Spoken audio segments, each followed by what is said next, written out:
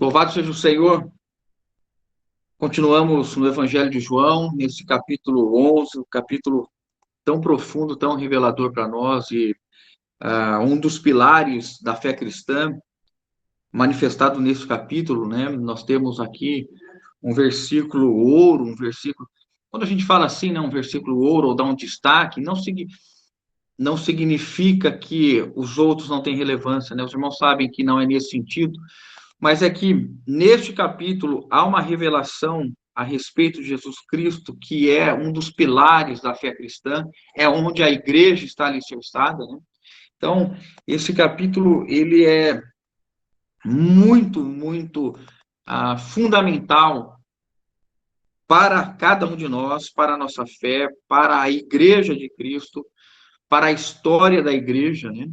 E nós estamos vendo esse capítulo 11, o versículo, que é o versículo de destaque desse capítulo, é o versículo 25, né?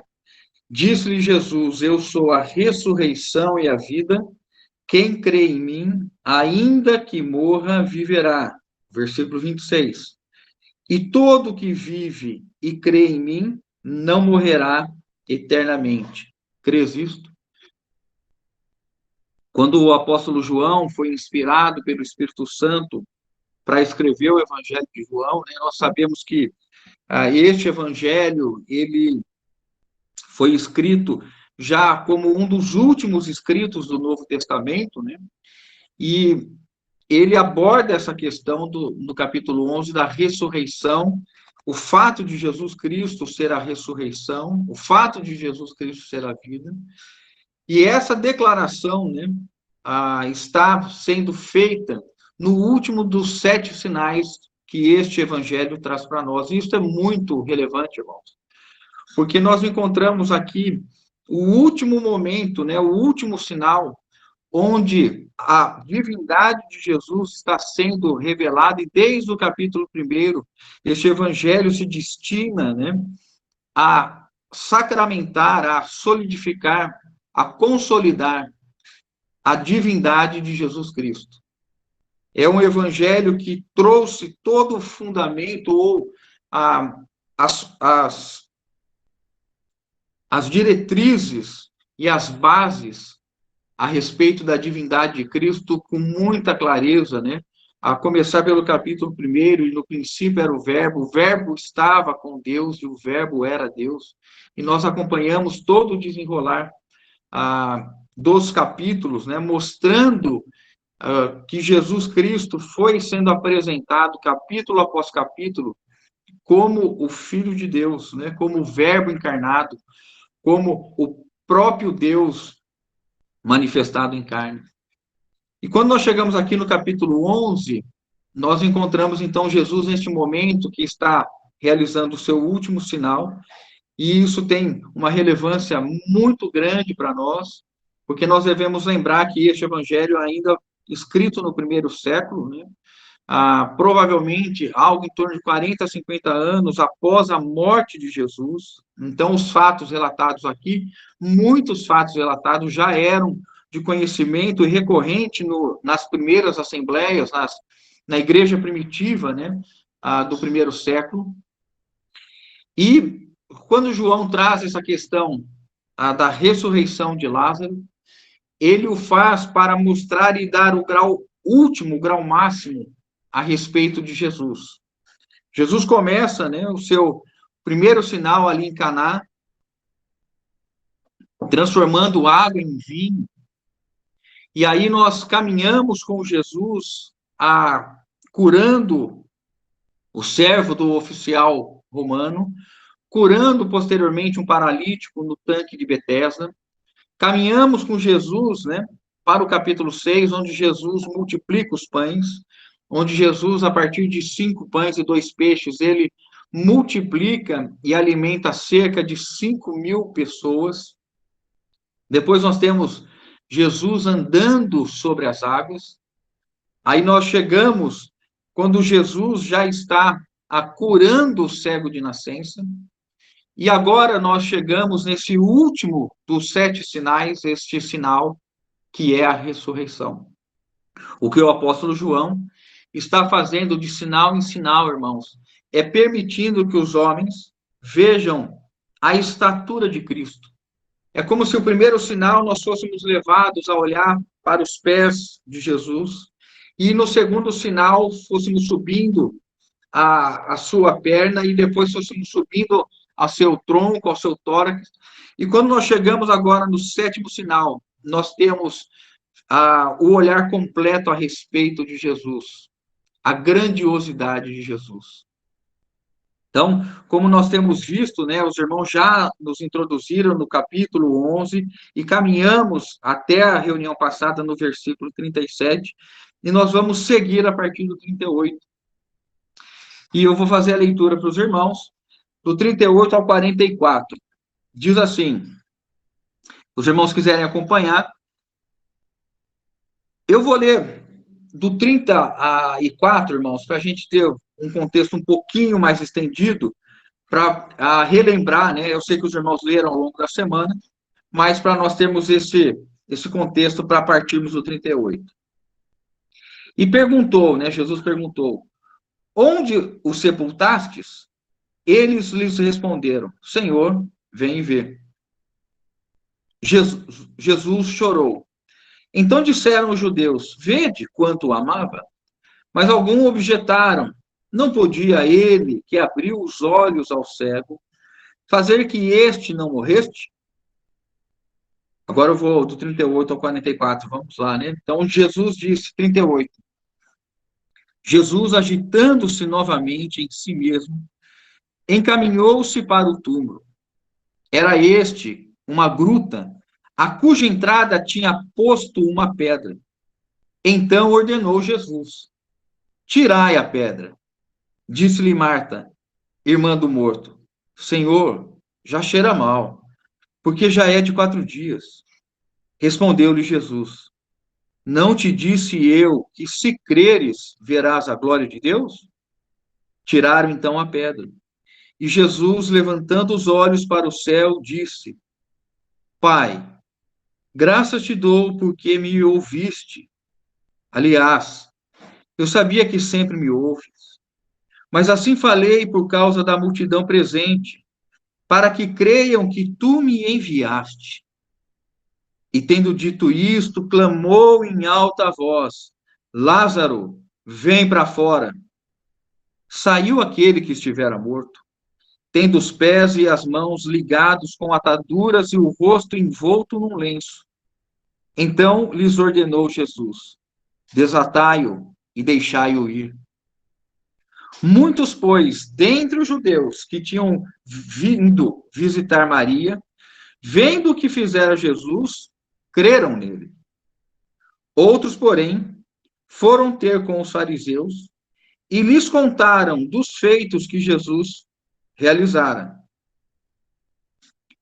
Até aqui tá bom, irmãos. Louvado seja o Senhor. Eu li, na verdade, né? Até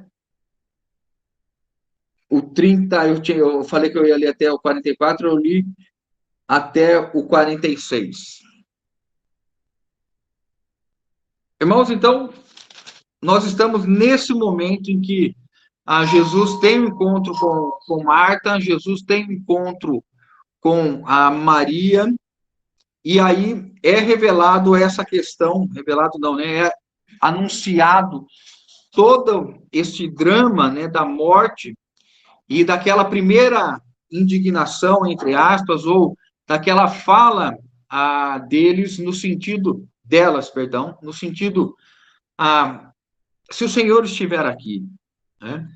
E aí, então, Jesus, ele está vivendo aquela situação, está diante de um momento de luto, de pranto. Nós temos o relato, um relato maravilhoso, falando que Jesus amava Marta, Maria e Lázaro, e que nesse contexto, então, ele se propõe a estar com eles, mesmo diante do anúncio de que seu amigo, né, a quem ele amava, estava doente. Jesus se retém durante 2 dias, espera que a situação se concretize no óbito, e aí ele vai no sentido de encontrá-las em Betânia. Ele é antecedido por Marta, antes de entrar no vilarejo, na aldeia de Betânia, e aí ele tem aquela conversa, ela diz assim, se estiver aqui, e ele faz tudo aquilo que os irmãos já conhecem, ele anuncia que ela, se crê, verá a ressurreição, ela diz, eu sei que meu irmão ressuscitará no último dia. Aí o versículo 25 e 26 eu vou ler novamente para os irmãos, porque é fundamental, são os versículos de toda a palavra, de, de todo o ponto central do capítulo 11. Disse-lhe Jesus, eu sou a ressurreição e a vida. Quem crê em mim, ainda que morra, viverá. E todo que vive, crê em mim, não morrerá eternamente. Crês isto? O que nós temos aqui, então, irmãos?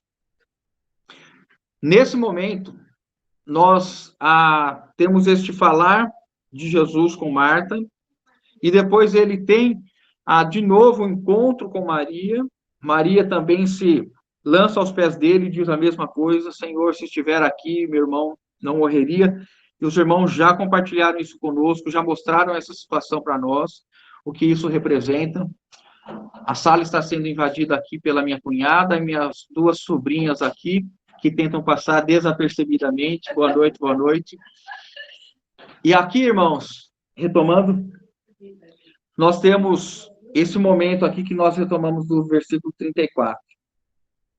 Jesus pergunta onde ele está, ele chora, e aí no versículo 38, que é o que nós vamos seguir hoje, quando ele vê a reação de alguns dizendo, veja como o amava, e outros dizendo, se de fato este que curou o cego o amasse, não poderia tê-lo curado? Os irmãos veem aqui duas distintas posições diante de uma mesma circunstância. O versículo 36, né? Então disseram os judeus, vede o quanto amava. O 37, mas alguns objetaram, não podia ele que abriu os olhos aos cegos fazer que este não morresse? Não morreste? Não morresse? Quando Jesus se encontra diante dessas duas reações, né, o versículo 38 diz assim, Jesus agitando-se novamente em si mesmo. Havia uma certa indignação do Senhor nessa situação. Claro que o versículo nos diz que ele chorou, o irmão explanou isso para nós no sábado passado. Jesus, ele como homem, ele se compadeceu dos nossos sofrimentos, os Hebreus diz isso, né, que ele, assim como os seus irmãos, se revestiu de carne e sangue, e como o sumo sacerdote, ele pode se condoer porque viveu o que nós vivemos.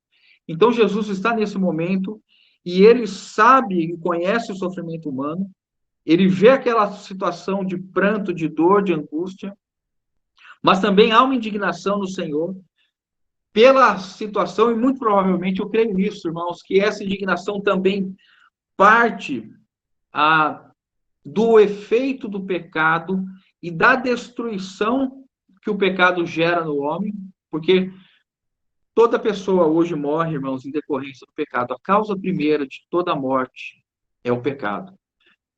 Aí se revela por uma questão de doença, por uma questão de um sinistro, por uma questão de uma fatalidade. Mas o que leva o ser humano à morte hoje é a ação do pecado. Quando Deus disse a Adão e Eva, né, que se comerdes da árvore do conhecimento do bem e do mal, certamente morrereis.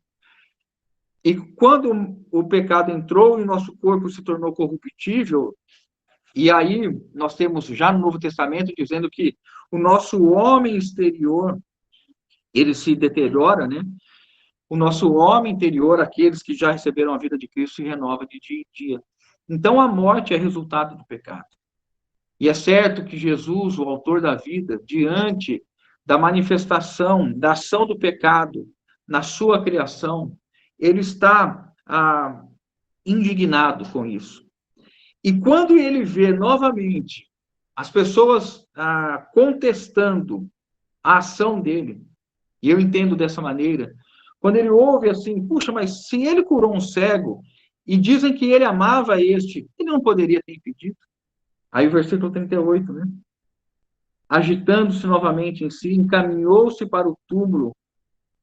E aí no 39, o que ele fala, irmãos? Então ordenou Jesus, tirai a pedra. Disse Marta, irmã do morto, Senhor, já cheira mal, porque já é de 4 dias. O que provavelmente nós estamos aqui, Marta está imaginando que Jesus pediu para que a pedra fosse removida, para que este momento em que Jesus não havia tido de encontrar, talvez, com Lázaro ainda vivo e se despedir dele, ou mesmo que não pudesse tê-lo encontrado morto, mas ainda não levado à sepultura, para que pudesse despedir dele. Marta deve ter imaginado. Jesus está pedindo para tirar a pedra, porque ele quer ir lá vê-lo, talvez despedir dele ali. Mas quando ela pensa nisso, ela já diz o seguinte: Senhor, já cheira mal, já está morto há 4 dias. E nós entendemos aqui porque ela fala desses 4 dias, né? Muito provavelmente a distância que Jesus estava de onde? De Betânia, né? Quando Marta e Maria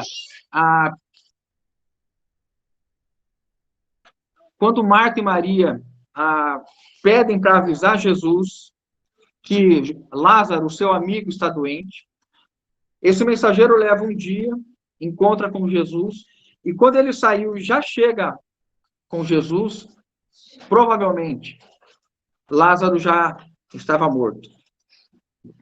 Aí nós temos que Jesus ficou 2 dias ainda na cidade que ele estava, e aí ele parte para encontrar com Marta e Maria, levando mais um dia. Ele chega, então, no 4º dia em que Lázaro já havia morrido. Marta diz, já cheira mal, já está nesse processo de decomposição. Não entre aí, não há mais nada a ser feito. E o que nós aprendemos aqui, irmãos? O que nós podemos olhar? Marta está agindo de uma maneira que comumente nós agimos. Há um fator em nós limitante para a ação de Deus quando nós encontramos-nos numa situação que, aos olhos humanos, na esfera dos nossos pensamentos, não há o que ser feito.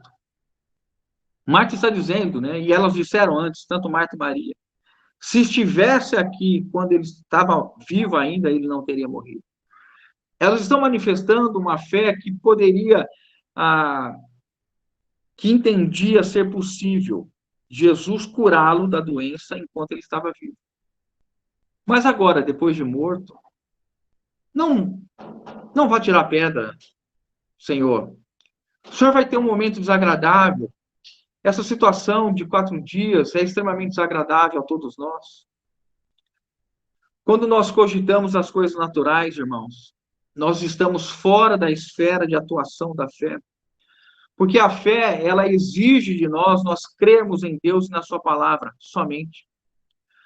A fé não implica e não exige de nós o que nós estamos enxergando, o que nós estamos ouvindo, o que nós estamos tocando, o que nós estamos apalpando, né? A fé não exige de nós os 5 sentidos. A fé exige de nós crer em Deus e crer na sua palavra. A fé é isso, né? É essa certeza das coisas que se esperam, a convicção de fatos que não se veem. Quando nós olhamos a situação de Jesus lidando com esta fala de Marta, como Jesus lida com isso? E aqui, irmãos, eu creio que é uma grande lição para nós. Grande lição. Jesus, ele sabe que também eles tinham essa prevenção aos mortos, porque a lei de Moisés dizia que aquele que tocasse no morto ficaria impuro durante 7 dias, né? Texto lá de Números 19, 11. Então, quando havia morte, os judeus tinham esse cuidado de colocar os mortos em lugares de difícil acesso, para que não houvesse a contaminação e, claro, evidente, para que não houvesse nenhum tipo de ataque de animais, esse tipo de coisa. Por isso que eles cavavam em rochas, né, faziam grutas ali, espaços dentro dessas rochas. Eu até coloquei uma foto hoje no grupo. E ali dentro, eles envolviam o corpo, né, em lençóis, primeiro na parte do tórax, das pernas, né, e depois atavam as mãos e os pés, e ainda colocava uma toalha, né, que envolvia o rosto. Colocava dentro do túmulo e esperavam, irmãos, cerca de 1 ano para que houvesse a plena decomposição, restassem somente os ossos. Depois de 1 ano, retomavam ali e pegavam os ossos, colocavam em caixas de pedras e colocavam dentro dessa gruta, deste túmulo, naquilo que é chamado de ossário. Então, quando se falava assim, por isso, provavelmente, quando o Senhor estava chamando aqueles que o fossem seguir, alguém disse assim: espera eu enterrar o meu pai. Aí Jesus diz assim: deixai que os mortos enterrem seus mortos. Porque o entendimento é que essa pessoa estava pedindo assim: deixa eu aguardar o período que eu tenho que esperar, para que eu possa, então, tomar os ossos do meu pai e enterrá-lo. Essa era a situação que Jesus estava lidando aqui. Essa era a visão deste momento. Então, efetivamente, Lázaro só viria a ser definitivamente enterrado daqui a 1 ano. Seus ossos seriam, então, colocados nessa caixa e aí estaria definitivamente enterrado. Por isso que eu acho plenamente possível que Marta estivesse pensando assim: não tem como o Senhor entrar aí. E aí Jesus, irmãos, ele nos mostra, a partir do versículo 40, ele diz assim: respondeu-lhe Jesus: não te disse eu que, se creres, verás a glória de Deus? Marta havia dito uma frase maravilhosa, né, irmãos, anteriormente, que ela diz assim: eu tenho crido que tu és o Cristo e que tudo que o Senhor pede, o Pai lhe concede. Mas assim como nós, irmãos, a nossa fé, ela oscila. Nós temos momentos de alto e baixo. E quando nós nos encontramos numa situação que até aquele momento a nossa fé ainda não alcançou, nós paralisamos, nós estagnamos, nós ficamos arrefecidos. E é o que Marta está aqui sugerindo a Jesus. Aí Jesus diz assim: não te disse eu? Irmãos, olha que frase profunda. Num momento de fraqueza, num momento de incredulidade, num momento de restrição, porque a mente de Marta estava ocupada com os pensamentos terrenos. Jesus faz com que ela se volte à palavra de Deus. O que eu te disse, Marta? Eu não te disse, se você crer, verás a glória de Deus. O que Jesus está fazendo com Marta é levando-a a olhar para a palavra e para as promessas. Irmãos, todos nós devemos aprender com o Senhor aqui. Nós devemos, nas fraquezas, nas debilidades, nos momentos em que os nossos irmãos se encontram sem capacidade de prosseguir, a maneira de ajudá-los é levá-los à palavra e às promessas de Deus. Não te disse eu? O que Jesus nos ensina é que quando nós nos encontramos em momentos de dúvida, de incredulidade, de incerteza, nós devemos nos voltar à palavra. Nós devemos buscar as promessas. Porque é somente dessa maneira que nós saímos de um estado que impede a manifestação da ação de Deus. A nossa incredulidade, irmãos, ela impede a manifestação. Quando Jesus disse que um profeta não é bem visto, não é bem recebido, e que ele não pôde fazer mais milagres por causa da incredulidade, o que isso demonstra é que o pensamento oposto permite toda a ação de Deus. Se creres, não verás a glória de Deus? Nós precisamos nos ajudar, irmãos, como assembleia, no nosso convívio com os irmãos. É sempre, sempre, a todo instante, levar os irmãos a se voltarem à palavra de Deus, à palavra da fé, às sagradas escrituras, às promessas de Deus, para que a fé seja alimentada dentro delas. É por isso que talvez agora fique mais claro para nós, Colossenses 3, 1, 4. Portanto, se fostes ressuscitados com Cristo, buscai as coisas lá do alto, onde Cristo vive assentado à direita de Deus, pensai nas coisas lá do alto. Veja o contraste que existe. Marta está pensando nas coisas terrenas, na biologia, na medicina, naquilo que já a vida se esvaiu, que não há mais recurso. Ela não cogita das coisas de Deus, ela não busca as coisas de Deus, ela não pensa nas coisas de Deus. Quantos irmãos encontram-se estagnados na fé porque deixaram de buscar as coisas de Deus e de pensar nas coisas de Deus? E isso nos traz um estado de dúvida, de incredulidade. A maneira de nós ajudarmos nosso esposo, nossa esposa, filhos, é levando a palavra de Deus e fazendo com que eles olhem para a palavra de Deus e eles olhem para as promessas de Deus. Quando nós tivermos o nosso contato fraterno, de comunidade, de assembleia, o nosso contato entre os irmãos, o que nós precisamos é o que Jesus fez com Marta. Não te disse eu? Preste atenção no que eu disse. Levemos os irmãos, levemos-nos mutuamente a palavra de Deus, a exortação da palavra de Deus, as promessas de Deus. E aí nós temos a consequência. Olhe para a palavra, creia na palavra, o resultado, verás a glória de Deus. A todo instante, irmãos, quando a gente crê na palavra de Deus, nós vemos a glória.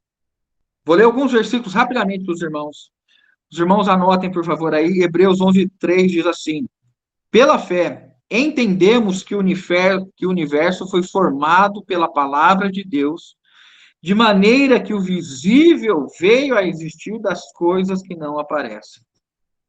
Pela fé, entendemos que o universo foi formado pela palavra de Deus, de maneira que o visível veio a existir das coisas que não aparecem. E conjugando, Salmo 19, 11 diz assim: os céus proclamam a glória de Deus, e o firmamento anuncia as obras das suas mãos. Veja que a nós que temos fé, nós entendemos que o universo foi formado pela palavra de Deus, que os céus proclamam a glória de Deus. Irmãos, não é verdade? Não é admirável nós olharmos o universo e vermos que há uma mente totalmente brilhante, me permitam se referir a Deus no modo mais respeitoso, mas apresentar nesse sentido assim de mente, né, de criação, do Criador, o universo que ele criou, irmãos, as coisas funcionando num arranjo, numa sincronização assim, mais fina e mais perfeita. Tudo no lugar, tudo funcionando harmonicamente, todas as coisas existindo e acontecendo no seu tempo. As órbitas dos planetas, né, da Terra, do Sol, da Lua, as marés, as correntes, as sementes, o alimento, tudo perfeito. E isso, quando nós temos fé, o que nos leva? A glorificar a Deus. Irmãos, esses dias a gente olha o céu azulzinho, nessa época do ano começa a ter um céu tão bonito na nossa região aqui, um azul tão bonito, e você olha e fala assim, puxa, como Deus é caprichoso e como Deus tem um bom gosto extremo, né? As paisagens que o nosso planeta tem, os lugares tão lindos. E nós entendemos que o universo, ele foi formado pela palavra de Deus, ele é sustentado pela palavra de Deus. E os que são da fé podem dar glória a Deus. Os céus proclamam a glória de Deus. A tristeza de alguém que não crê e imagina o resultado de uma explosão, de um caos, de uma catástrofe, criando de uma catástrofe, de um caos, as coisas se tornam perfeitas. As sementes, até hoje, irmãos, o homem é incapaz de criar semente do nada. Quem criou as sementes? Os irmãos sabem, né? Na Noruega há um grande celeiro de sementes, as sementes do mundo inteiro, para que no caso de uma catástrofe mundial, haja possibilidade de recriar ou de produzir alimentos a partir dessas sementes que estão guardadas. Por quê? Porque até hoje o homem não consegue criar sementes. Da onde vêm as sementes? De uma explosão, de uma catástrofe, de um caos? Não, irmãos. Vem do nosso grande e bendito Deus, o Senhor Jeová, que criou os céus e a terra. E por que eu estou falando isso, irmãos? Porque há uma necessidade de nós andarmos e vivermos com a nossa mente ocupada pela palavra de Deus e buscarmos. Porque quando nós temos fé, é que a glória de Deus se manifesta em todas as coisas. É quando nós exercitamos a fé que nós reconhecemos a glória de Deus agindo nas circunstâncias. É nesse momento de caos, de angústia, de tristeza, quando Jesus encontra o cego de nascença, quando Jesus encontra Lázaro morto, que Jesus vem dizendo: isto acontece para a glória de Deus. Seria diferente na minha e na sua vida? O fato é que nós podemos não estar cogitando das coisas de Deus e apresentarmos obstáculos para que a glória de Deus se manifeste em nossa vida. Jesus iria ressuscitar Lázaro, independente da fé de Marta e de Maria, porque nós vimos até aqui que elas não tinham uma fé nesse estágio. Mas que, se ela cresce, ela veria a glória de Deus. E nós entendemos que outros que viram a ressurreição de Lázaro, e nós vamos terminar essa última porção, né, do capítulo 11, vendo que quando esses homens que estavam ali vendo Lázaro ressuscitar, eles foram correndo ao Sinédrio contar que Lázaro havia ressuscitado por Jesus, dizendo: agora vocês têm um problema, vocês não quiseram matar Jesus antes, agora ele está ressuscitando mortos. E isso vai trazer um grande problema para a nação, porque um grande número de seguidores vai seguir este homem, vai ser proclamado como rei, os romanos virão e destruirão a Israel. Quando nós não temos fé, tudo está na esfera do natural. Por isso que Jesus repreendeu a Pedro, quando ele disse que iria a Jerusalém, e Pedro diz assim: de modo nenhum isso te aconteça. Arreda Satanás, disse Jesus a Pedro, porque não cogitas das coisas de Deus, mas sim dos homens. Aqui não desfazendo de Marta nem de Maria, né? Mas elas estavam numa esfera terrena, irmãos, ocupada com a mente. Pense nisso. Como nós temos mantido a nossa mente nesses dias, irmãos? Nós estamos num ano, né, para nós aqui no Brasil, um ano que traz algumas questões e nós vamos nos permitir ocupar de uma maneira tão profunda que nós seremos exauridos e teremos a nossa mente desgastada? Ou nós estaremos, como os discípulos do nosso Senhor, ocupando em primeiro lugar a nossa mente, o nosso coração com as coisas do alto, pensando e buscando as coisas do alto? Claro que é uma responsabilidade nossa terrena, os irmãos entendem. Mas se nós não estivermos plenamente vivos na palavra de Deus, muitas vezes nós deixaremos de ver a glória de Deus nas questões e nós não queremos isso. O versículo 41, vamos ler o 41 e 42. Tiraram então a pedra, e Jesus, levantando os olhos para o céu, disse: Pai, graças te dou porque me ouvistes. Aliás, eu sabia que sempre me ouves, mas assim falei por causa da multidão presente, para que creiam que tu me enviastes. Jesus levanta os olhos para o céu e ah, estabelece uma conversa, faz uma oração, não no sentido de petição, né? Jesus olha para o Pai e diz assim: graças eu te dou, porque me ouvistes. E é interessante, irmãos, porque Jesus aqui não havia feito oração para que Deus, o Pai, ressuscitasse a Lázaro. E é certo que ele fez essa oração, porque ele diz assim: graças eu te dou, porque me ouvistes. E Jesus já sabia que Lázaro seria ressuscitado. Mas por que que ele age dessa maneira, irmãos? Por que que Jesus, então, ele ora dessa maneira audível diante dessas pessoas que estavam cercando Marta e Maria, que estavam acompanhando esse momento de luto? Porque Jesus queria que elas tivessem ciência de que ele fora enviado pelo Pai. Percebam como o apóstolo João está novamente vinculando Jesus como o Messias, o ungido, o enviado de Deus, trazendo então aqui sobre ele todas as promessas do Antigo Testamento que os judeus sabiam e criam e que deveriam agora identificar aquilo que estava no Antigo Testamento com as palavras do Antigo Testamento, deveriam identificar na pessoa do nosso Senhor Jesus Cristo. Então Jesus ora dessa maneira audível e ele diz assim, né? Mas falei por causa da multidão presente, para que creiam que tu me enviastes. Eu creio que quando nós lemos isso aqui, essa ação de Jesus, irmãos, diante desse momento difícil, Jesus nos mostra o caminho que nós devemos seguir.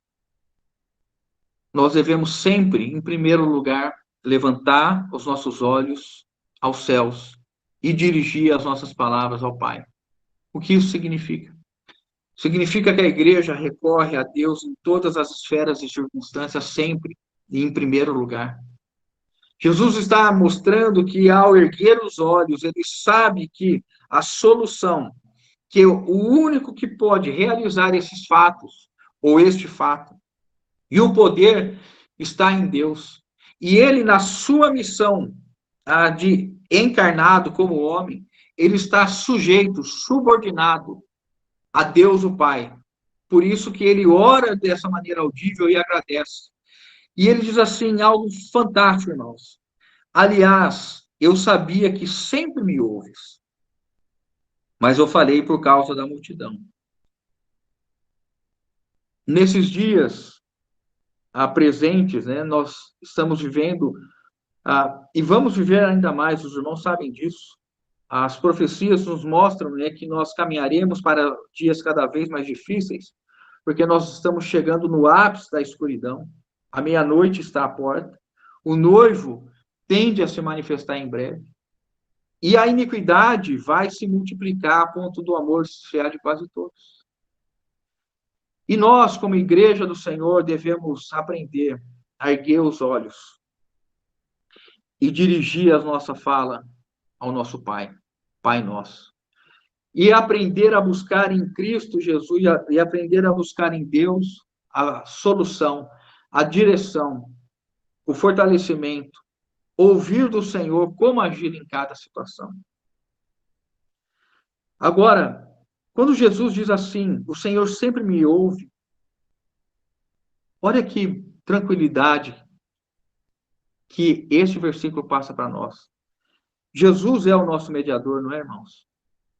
Ter um mediador que intercede por nós sempre diante do Pai e que as orações dele sempre são ouvidas, isto traz para a igreja, para o povo de Deus, a segurança e a certeza de que nós estamos acolhidos, protegidos, guardados, e que aquele que começou a boa obra em nós há de completá-la até o dia de Cristo Jesus. Porque ele é o mediador, ele é o intercessor que foi estabelecido para que nós pudéssemos ter acesso a Deus, o Pai, e que as nossas orações fossem atendidas. 1 Timóteo 2,5 diz assim: porquanto há um só mediador entre Deus e os homens, Cristo Jesus, homem. Jesus está dizendo: Pai, eu sei que todas as minhas orações o Senhor sempre ouve, eu sei que o Senhor sempre me atende, o Senhor sempre me ouve. E quando eu digo isso publicamente, é para que reconheçam que eu tenho intimidade com o Pai, que eu e o Pai somos um, que a vontade do Pai é a minha vontade, que a palavra do Pai é a minha palavra.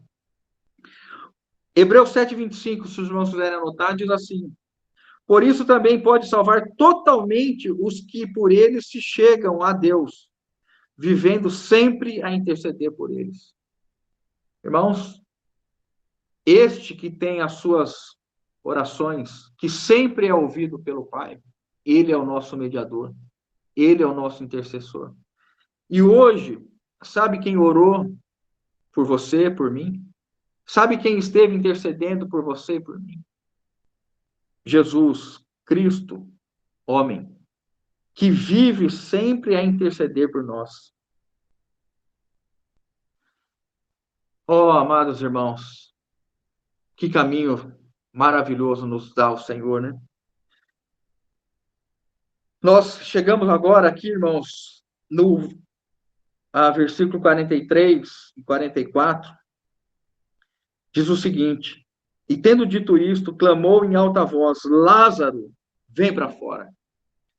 Saiu aquele que estivera morto, tendo os pés e as mãos ligados com ataduras e o rosto envolto num lenço. Então lhes ordenou Jesus: desatai-o e deixai-o vir. Nós estamos agora vendo a ação, a manifestação do poder de Jesus. Como nós falamos, né? Lázaro já estava morto há 4 dias.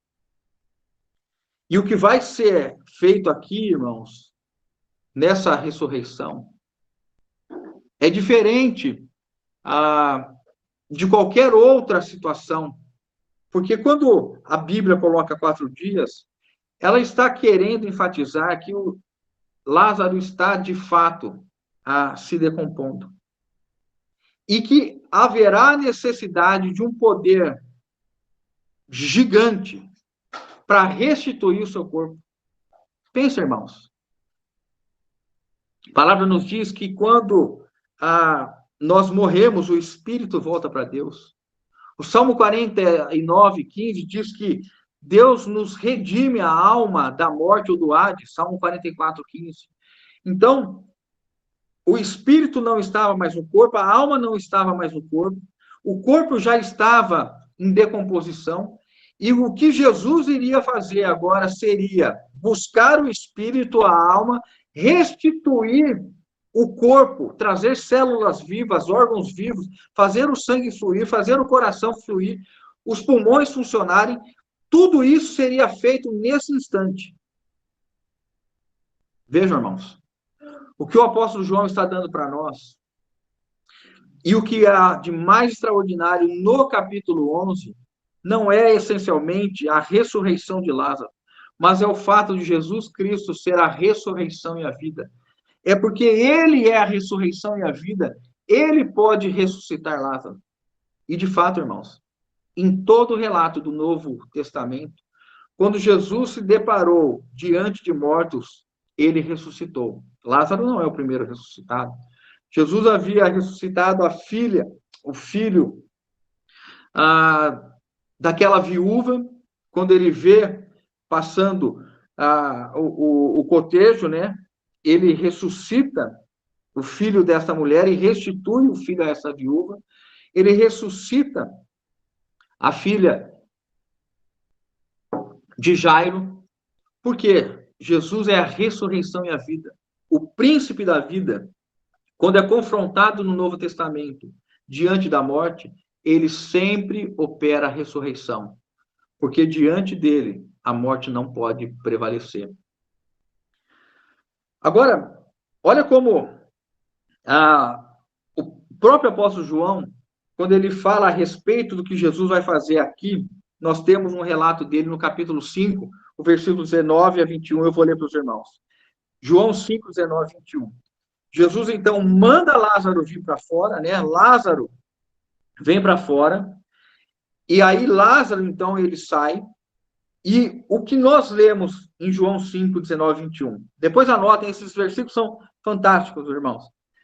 Então lhes falou Jesus: em verdade vos digo que o filho nada pode fazer de si mesmo, senão somente aquilo que vir fazer o Pai.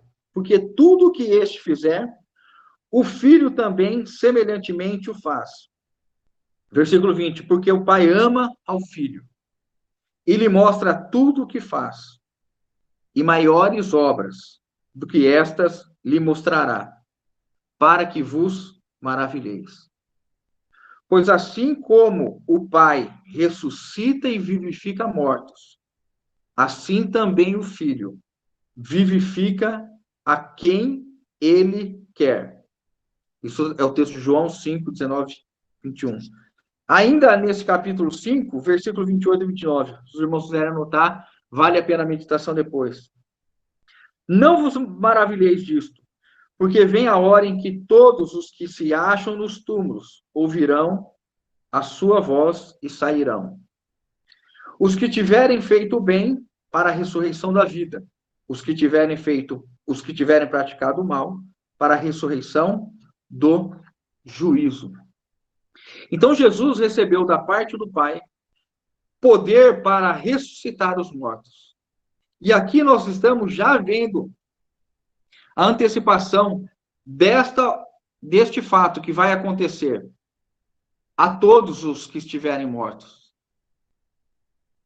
Todos os que estiverem mortos ressuscitarão, como é dito aqui, a ressurreição da vida para os crentes, a ressurreição do juízo para os incrédulos, que é o texto do trono branco, ali de Apocalipse, capítulo 20, em que aqueles que não foram achados no livro da vida serão lançados dentro do lago de fogo, onde estará também a morte e o inferno. Então, o que nós temos aqui é Jesus dizendo que ao som da voz dele todos vão ressuscitar. Ressurreição da vida, os crentes. Ressurreição do juízo, os incrédulos. E agora, quando Jesus dá esta ordem para que Lázaro ressuscite, ele faz isso, irmãos, porque foi dado pelo Pai que ele também tivesse o poder de ressuscitar. Pois assim como o Pai ressuscita e vivifica os mortos, assim também o Filho vivifica a quem ele quer. Louvado seja o Senhor. Jesus quer que Lázaro seja ressuscitado. E quando ele faz isso, quando ele ordena dessa maneira, irmãos, o que acontece? A morte não pode deter. A morte não pode reter Lázaro. A morte é obrigada a ceder. Então, o espírito e a alma voltam a Lázaro. Jesus faz o seu corpo voltar à sua forma humana, com um funcionamento perfeito. E o que nós temos ali é uma ilustração, ou um vislumbre, uma alegoria do que é o verdadeiro evangelho. O que é o evangelho, irmãos? O que o evangelho faz por nós? O evangelho é, irmãos, a ação de Deus para resgatar o homem que se encontra morto em seu delito e pecado.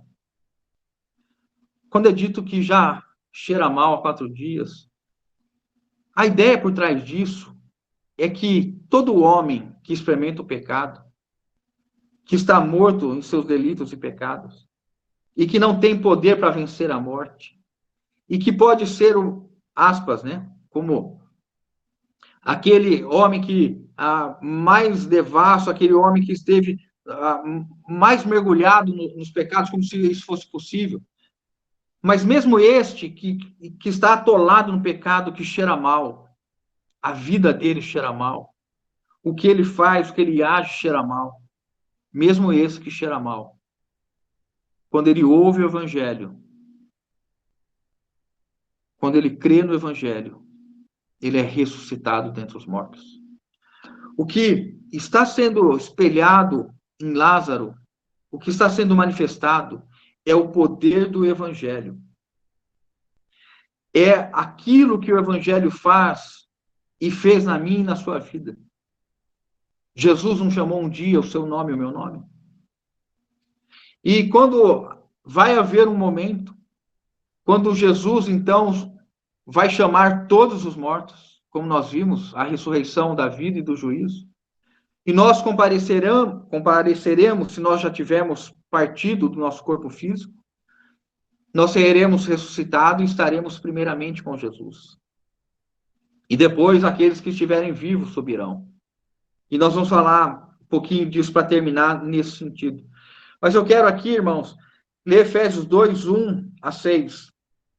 Diz assim: Ele vos deu vida estando vós mortos em nossos delitos e pecados, nos quais andastes outrora segundo o curso deste mundo, segundo o príncipe da potestade do ar, do espírito que agora atua nos filhos da desobediência. Então Satanás, os principados e potestades, guiam os homens que não creram no evangelho e os mantêm como filhos da desobediência. Versículo 3, entre os quais também todos nós andamos outrora, segundo as inclinações da nossa carne, fazendo a vontade da carne e dos pensamentos, e éramos, por natureza, filhos da ira, como os demais. Mas Deus, sendo rico em misericórdia, por causa do grande amor com que nos amou, e estando, irmãos, nós mortos em nossos delitos e pecados, nos deu vida juntamente com Cristo. Pela graça sois salvos. E juntamente com ele nos ressuscitou e nos fez assentar nos lugares celestiais em Cristo Jesus.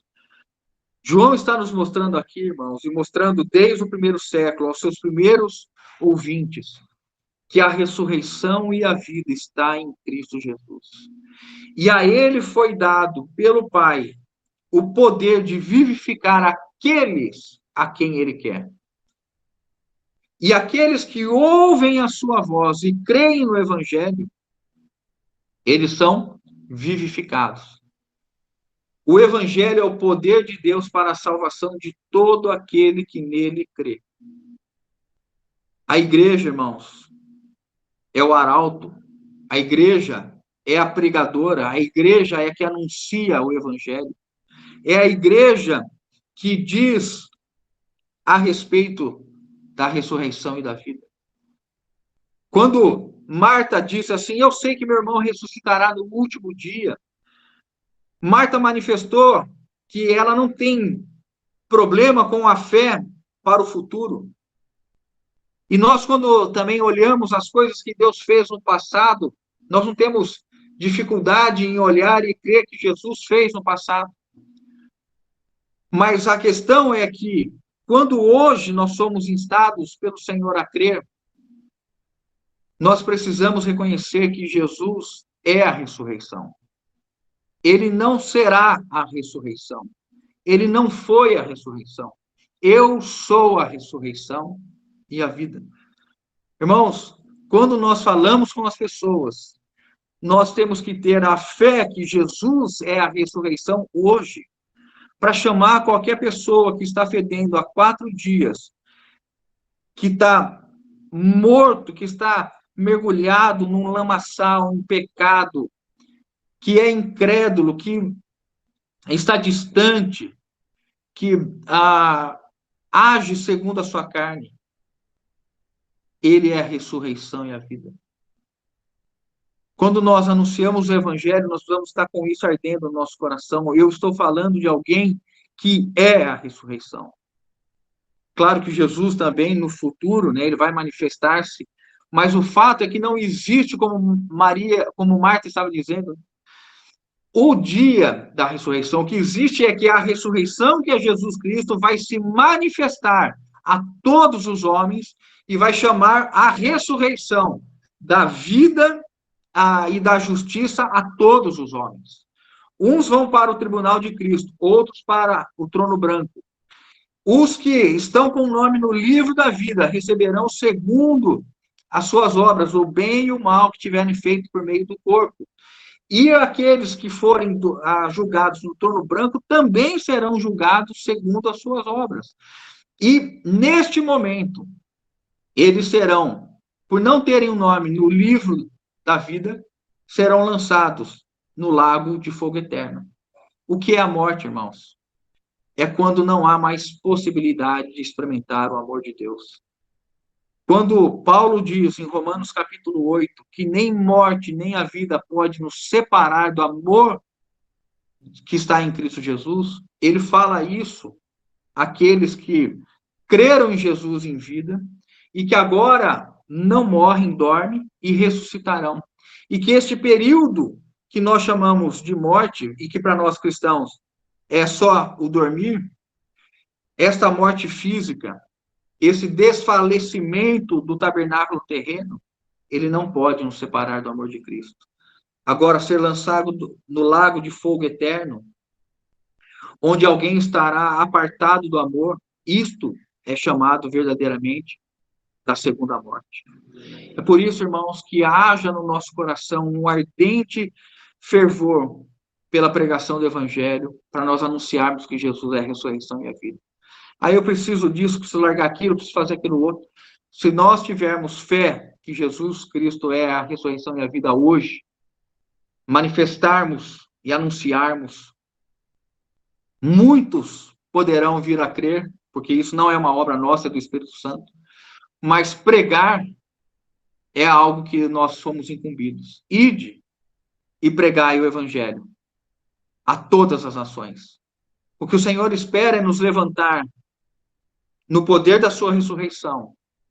Nós que estávamos reclusos, amedrontados, talvez, olhando que Jesus Cristo é a ressurreição hoje, e esse poder atua em nós, que nós sejamos fiéis ao ide do nosso Senhor e anunciemos o Evangelho. E anunciemos o Evangelho a nós, uns aos outros. Todos nós precisamos ser como Jesus fez com Marta. Não te disse eu? Nós precisamos ouvir o irmão falando assim, irmão, aqui Jesus diz isso, aqui a palavra diz isso, e isso nos fortalece. Agora, irmãos, para nós concluirmos, a aplicação deste capítulo para nós hoje. Qual é o ponto fundamental? E antes de nós falarmos, eu queria gastar esses 10 minutos finais aqui, falando a respeito da essencialidade de nós crermos na ressurreição e aguardarmos a vida de Jesus. Esses dois pontos são pontos fundamentais para a saúde, para a nossa saúde espiritual. Só antes de entrarmos nesse ponto, essa questão quando Jesus manda desatar a Lázaro, né, como é dito aqui, só para fechar nesse aspecto aqui, saiu aquele que estivera morto, tendo os pés e as mãos ligados, o versículo 44, eu estou lendo, com ataduras e o rosto envolto num lenço. Então lhes ordenou, desatai-o e deixai-o ir. Evidente, né, como nós falamos, Lázaro estava pelo processo de sepultamento dos judeus, não era ele não era embalsamado, como os egípcios faziam, mas eles envolviam com lenços e panos e atavam. E quando Lázaro ressuscitou, irmãos, e ele sai do túmulo, sai da gruta ali, ele está com isso. Essas roupas, né, aqui tem um nome, né, roupas mortuárias, né, ou sepulcrais, elas são roupas que dizem respeito à morte. Mas alguém que está vivo não deve usar roupas ou trazer traços de morte. Por isso que nós devemos lançar fora. A partir do momento que nós fomos ressuscitados com Cristo Jesus, a partir do momento que a vida e a ressurreição estão em nós, nós não temos mais nada a ver com a morte. E nós hoje devemos nos desembaraçar, e aqui eu queria fazer uma aplicação, tá? Não é o ensino direto do apóstolo João, neste capítulo 11, mas nós podemos estender para entender que esse desatar, tirar as ataduras, significa que Lázaro, como um ressurreto, que nos simboliza e representa, vivendo a vida cristã, nós devemos agora não ter mais nenhum vínculo com as coisas da morte. E o pecado, o salário do pecado é a morte. Quando nós estamos envolvidos na questão de pecado, e o pecado aqui no sentido mais amplo, né, não o pecado grosseiro, mas a desobediência, a ideia de pecado é essa, né, errar o alvo, desobedecer. Quando nós estamos, como o autor de Hebreus, eu queria que os irmãos só anotassem aí, depois lessem, a ligação aqui em desatar para poder seguir a carreira, Hebreus 12, 1 e 2. Portanto, também nós, visto que temos a rodear-nos tão grande nuvem de testemunhas, desembaraçando-nos de todo o peso e pecado que tenazmente nos assedia, corramos com perseverança a carreira que está proposta. Como que Lázaro vai correr atado, amarrado? Ele precisa tirar essas ataduras, né? Olhando firmemente para o autor e consumador da fé, o qual, o autor e consumador da fé é Jesus, o qual, em troca da alegria que lhe estava proposta, suportou a cruz, não fazendo caso da ignomínia, e está sentado à destra do trono de Deus, desembaraçando-nos de todo peso e pecado, tirando as amarras, tirando aquilo que nos prende. Irmãos, nós não temos mais nada a ver com a morte, com o pecado.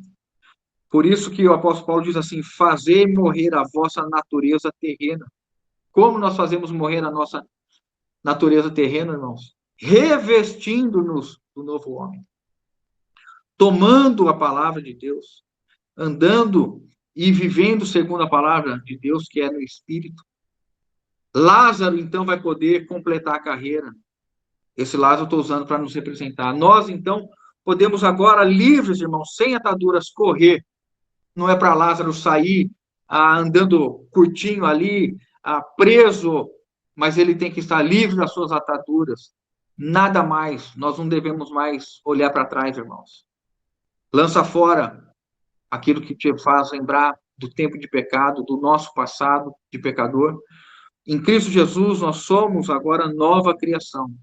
Nós devemos deixar para trás as coisas que ficaram e prosseguir para as que estão diante de nós. Queridos irmãos, peço aqui 10 minutos dos irmãos, não vou me estender mais do que isso, tá bom? 10 minutos para falar a respeito deste ponto. O apóstolo João, inspirado pelo Espírito Santo, precisou escrever este capítulo 11, irmãos, para mostrar, como nós falamos inicialmente, a divindade de Jesus. Durante muito tempo na história da igreja, e já no tempo dos apóstolos, no primeiro século, Paulo enfrentou isso, Pedro enfrentou isso, João enfrentou isso. A dúvida a respeito da divindade de Jesus, se Jesus era ou não Deus, se ele era somente homem. Havia também uma corrente de pensamento que disse que quando Jesus foi batizado, desceu sobre ele o Espírito Santo como em forma de pomba, né? Neste momento, Jesus, que era somente homem, recebeu o Cristo, e o Cristo passou a viver no homem Jesus, e na véspera da morte de Jesus, da crucificação de Jesus, o Cristo deixou o corpo de Jesus, e Jesus morreu somente como homem. Porque a ideia de uma das correntes de pensamento na época era que o corpo era inteiramente mau, a carne era má, que aquilo que era matéria era mal. E Cristo jamais poderia ter habitado num corpo carnal, porque senão ele se contaminaria. Por isso que o apóstolo João vai falar na sua carta que é o espírito do anticristo aquele que diz que Jesus Cristo não veio em carne. A ideia é essa. Se alguém diz que o ungido de Deus, o Messias, não se manifestou em carne, este é o espírito do anticristo.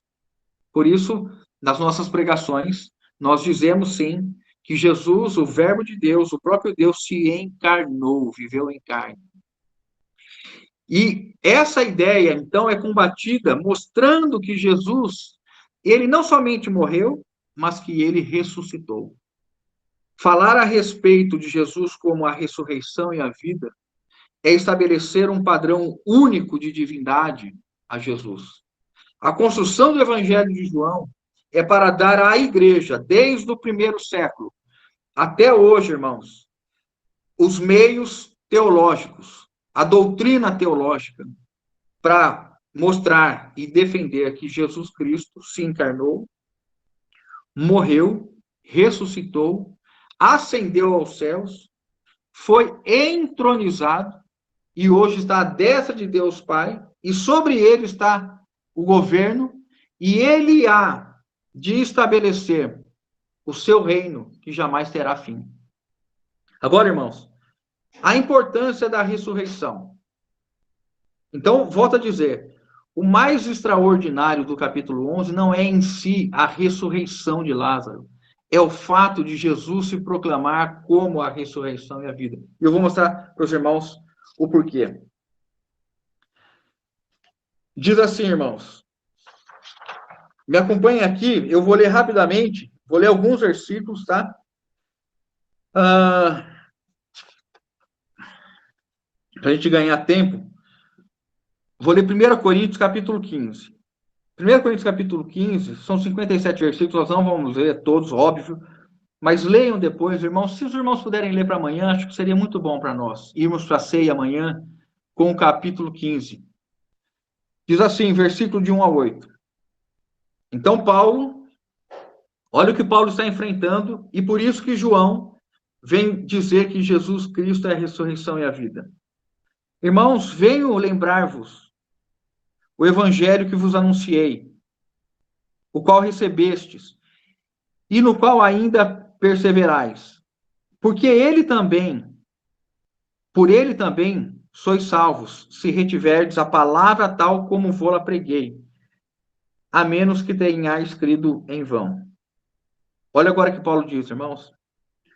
Antes de tudo, vos entreguei o que também recebi, que Cristo morreu pelos nossos pecados, segundo as Escrituras, e que foi sepultado, ressuscitou ao terceiro dia, segundo as Escrituras, e apareceu a Cefas, e depois aos 12. Depois foi visto por mais de 500 irmãos de uma só vez, dos quais a maioria sobrevive até agora, até o tempo que Paulo estava escrevendo aos Coríntios. Porém, alguns já dormem. Pois foi visto por Tiago, mais tarde por todos os apóstolos, e afinal, depois de todos, foi visto também por mim, como por um nascido fora de tempo. Agora o versículo 12. Olha a gravidade, irmãos. Ou, olha a relevância da ressurreição, de Jesus ser a ressurreição. Ora, se é corrente pregar que Cristo ressuscitou dentre os mortos, como, pois, afirmam alguns dentre vós que não há ressurreição dentre os mortos? E se não há ressurreição de mortos, então Cristo não ressuscitou. E se Cristo não ressuscitou, é vã a nossa pregação, e vã a vossa fé. E somos tidos por falsas testemunhas de Deus, porque temos asseverado contra Deus que ele ressuscitou a Cristo, ao qual ele não ressuscitou, se é certo que os mortos não ressuscitam. Percebam, irmãos? Já na época do apóstolo Paulo, a igreja começava a experimentar um ataque dizendo que Jesus Cristo não havia ressuscitado.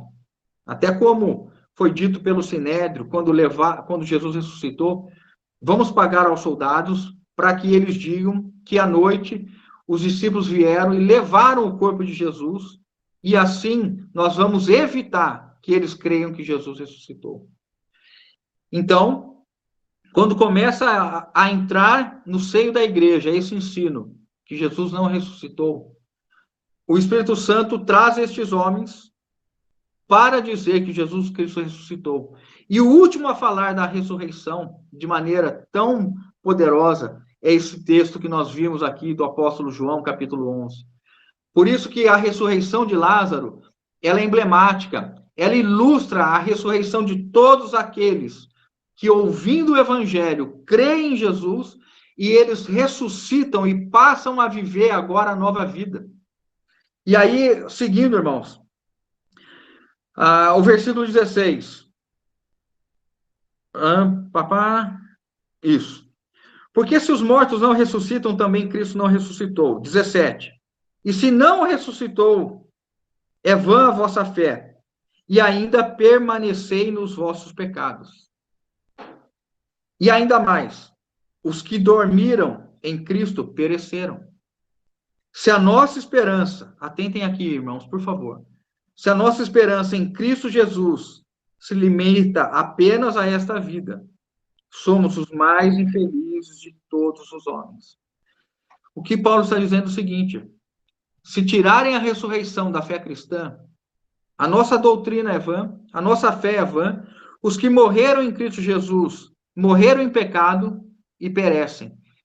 E nós seremos os mais infelizes de todos os homens, se nós somente imaginarmos que Jesus Cristo viveu somente nesta vida, e quando ele morreu, terminou, acabou tudo. Irmãos, um dos fatos, ou um dos pilares da fé cristã, do Evangelho, é a ressurreição. Nós não vivemos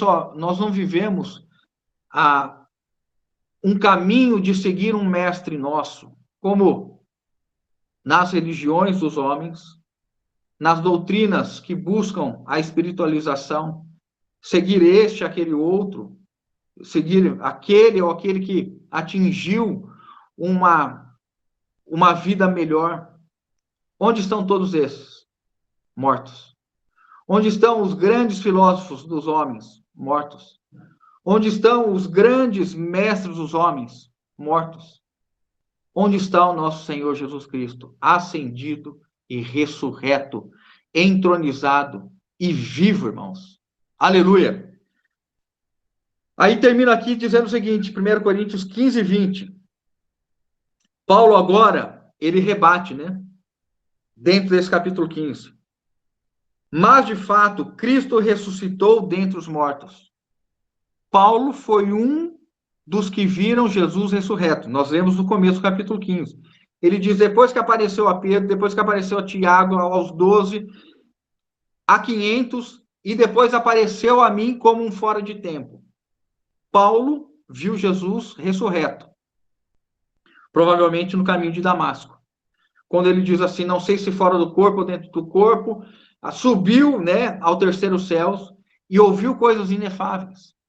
E claro que na sua conversão, Paulo também, aquela voz apareceu, mas essa experiência de encontrar o Cristo ressurreto, provavelmente foi nesse caminho. No caminho não, quando Paulo, ele fala que ele, se fora do corpo ou no corpo, ele subiu aos terceiros céus, né? Agora vejam, irmãos, 15 e 20, 1 Coríntios 15 e 20. Mas, de fato, Cristo ressuscitou dentre os mortos, sendo ele as primícias dos que dormem. Visto que a morte veio por um homem, também por um homem veio a ressurreição dos mortos.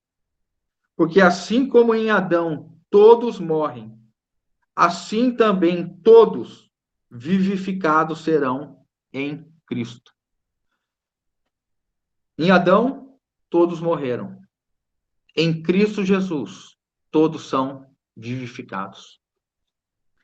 E agora, termino com isso aqui, irmãos. Qual é o impacto da fé na ressurreição? O que isso nos implica? O que isso nos atinge?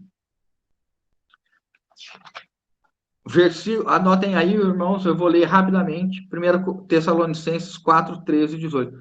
Peço que os irmãos aí segurem firmes aí mais um pouquinho de paciência, tá?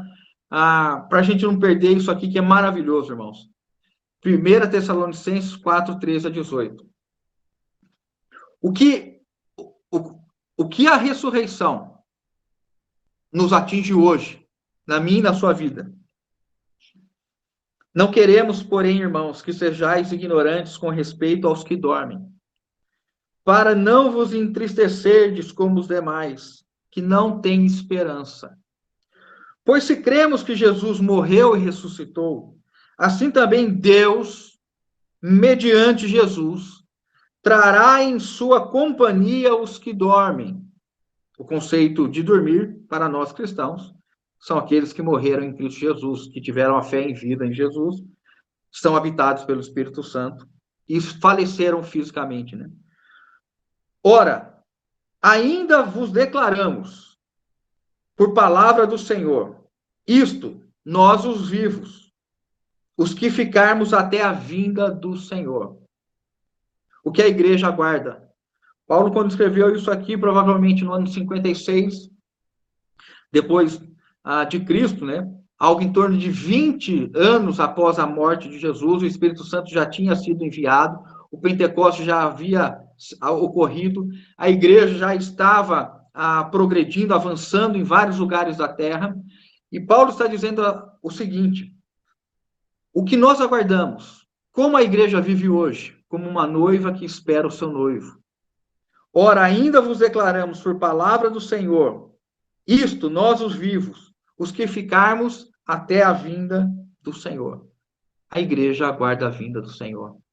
Claro, irmãos, que quando o Senhor em vida, no seu ministério terreno, disse que ele deveria ir ao Pai, e que não nos deixaria órfão, e nos enviaria o outro Consolador, enviou o Espírito Santo. Nesse sentido, nós temos a presença. Onde dois ou mais estiverem reunidos no meu nome, o Senhor está presente. O Espírito Santo habita em nós temos o Espírito de Cristo, Romanos 6. Mas há aqui um ensino apostólico a respeito da vinda de Cristo, que é o que norteia, que é o que mantém o nosso coração pulsando, batendo forte todos os dias. É esse sentimento de que nós estamos incompletos, que nós aguardamos a vinda do nosso Senhor, que este não é o nosso lugar. E aí vamos prosseguir, deixar a palavra falar aqui. Portanto, o Senhor mesmo, dada a sua palavra de ordem, ouvida a voz do arcanjo e ressoada a trombeta de Deus, descerá dos céus. E os mortos em Cristo Jesus ressuscitarão primeiro. Depois, nós os vivos. Paulo até aquele momento estava vivo, cria que Jesus viria naquele momento. Nós os vivos, os que ficarmos, seremos arrebatados juntamente com eles entre nuvens, para o encontro do Senhor, aonde, irmãos? Nos ares. E assim estaremos para sempre com o Senhor. Consolai-vos ou exortai-vos, pois uns aos outros com essas palavras. A igreja se exorta, se estimula, se aquece, chacoalha um ou outro no bom sentido, né? Encoraja, dizendo, nós aguardamos a vinda do nosso Senhor. Haverá um dia que nós seremos tomados, se nós formos encontrados vivos, nós seremos tomados, seremos arrebatados, subiremos, estaremos com o Senhor nos ares. Isso ainda não aconteceu, irmãos. Isso ainda não aconteceu. E aí, veja como Pedro também enfrenta isso aí, essa questão da demora da vinda de Cristo, e que isso nunca aconteça no nosso coração. E termino com a porção de Pedro, tá bom? 2 Pedro 3, diz assim, 2 Pedro 3. Rogo aos irmãos aí que permaneçam aí, instantes finais, né? Amados, esta é agora a segunda epístola que vos escrevo. Em ambas procuro despertar com lembranças a vossa mente esclarecida, para que vos recordeis das palavras que anteriormente foram ditas pelos santos profetas, bem como mandamento do Senhor, Salvador, ensinado pelos vossos apóstolos. Tendo em conta, antes de tudo, que nos últimos dias, prestem atenção, irmãos, virão escarnecedores com escárnios, andando segundo as próprias paixões, e dizendo, onde está a promessa da sua vinda? Porque desde que os nossos pais dormiram, todas as coisas permanecem desde o princípio da criação. Porque deliberadamente esquecem que, desde longo tempo, houve céus como terra, o qual surgiu da água, falando do Gênesis, pela palavra de Deus, pela qual veio a padecer o mundo daquele tempo, falando a respeito do dilúvio. Agora o versículo 7. Ora, os céus que agora existem, que está sobre a nossa cabeça, e a terra que está sobre os nossos pés, pela mesma palavra, têm sido entesourados para fogo. É como Deus destruirá este céu e esta terra, estando reservado para o dia do juízo e destruição dos homens, aquela ressurreição do juízo. Há, todavia, uma coisa, amados, que não deveis esquecer, que para o Senhor um dia como 1000 anos e 1000 anos como um dia. Irmãos, não retarde o Senhor a sua promessa, como alguns a julgam demorada. Que hoje, nós, nesses dias, nós não julguemos demorada a vinda do Senhor. O que eu quero dizer, ou o que o Pedro diz aqui, que o nosso coração não diga assim, o Senhor vai demorar, e a gente passe a se distrair. Pelo contrário, ele é longânimo para conosco, não querendo que nenhum pereça, mas que todos cheguem ao arrependimento. Virá, entretanto, como ladrão, estou terminando, irmãos, o dia do Senhor, no qual os céus passarão com estrepitoso estrondo, e os elementos se desfarão abrasados. Também a terra e as obras que nela existem serão atingidos. Visto que todas essas coisas vão de ser desfeitas, olha agora, irmãos, o impacto de nós crermos na ressurreição e na vinda de Jesus. Deveis ser tais como os que vivem em santo procedimento e piedade, esperando e apressando a vinda de Deus, a vinda do dia de Deus, por causa do qual os céus serão incendiados e serão desfeitos.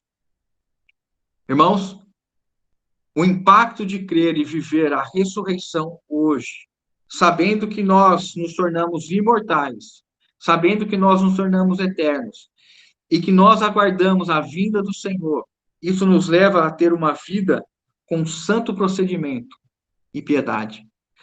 É por isso que o Espírito Santo levou João a escrever esse capítulo 11, para que os fundamentos da igreja de Cristo estejam na ressurreição do Senhor. E que a nossa vida não se limita apenas a essa terra, mas que a nossa jornada, ela é eterna depois que nós cremos em Jesus. E ainda que nós venhamos a morrer, os que creem em Cristo Jesus serão ressuscitados. Irmãos, este é o evangelho do nosso Senhor Jesus Cristo. Esta é a boa nova, que é ilustrada com a ressurreição de Lázaro, mas que se aplica ao poderoso evangelho do nosso Senhor Jesus Cristo. Ele é a ressurreição e a vida. É nessa ressurreição que nós nos alegramos. É na vinda do Senhor que nós temos as nossas expectativas e aguardamos. E por isso nós ficamos insatisfeitos neste mundo, porque o nosso noivo ainda não está entre nós. E como João diz assim, e nós seremos como ele é quando contemplarmos, quando ele se manifestar. Oh, amados irmãos, que a dor, que a alegria, que a exultação da expectativa da vinda do Senhor nos movimente, nos leve a apressar, a sermos diligentes, em buscarmos crescer em maturidade, em buscarmos nos alimentar da palavra de Deus, em alimentarmos a nossa fé, estarmos vivendo a ressurreição hoje, não limitando Deus na nossa pequenez, mas dando na fé, na palavra de Deus e nas suas promessas, o caminho para nós vermos a glória de Deus em todas as coisas, né? Louvado seja o Senhor. Que Deus nos abençoe e nos conduza em nome de Jesus.